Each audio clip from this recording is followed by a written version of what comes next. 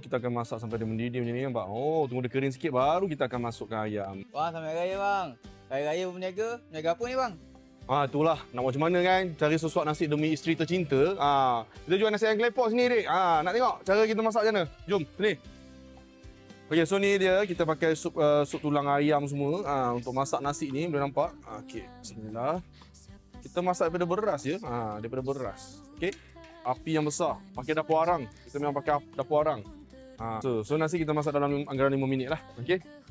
So kita akan masak sampai dia mendidih macam ni nampak. Oh, tunggu dia kering sikit baru kita akan masukkan ayam. So nampak dah kering sikit macam ni baru kita boleh masukkan ayam. Okey, jom kita masukkan ayam dia.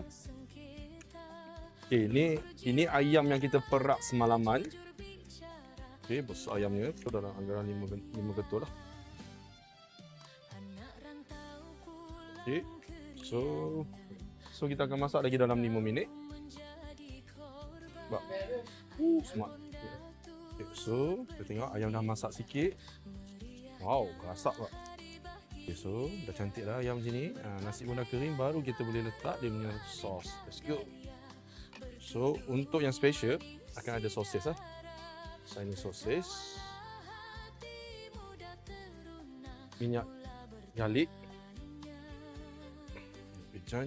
Kecap cair yang kita buat. Kecap pekat. Tabur daun bawang. Dan kita pakai ikan masin tenggiri ya. Okey.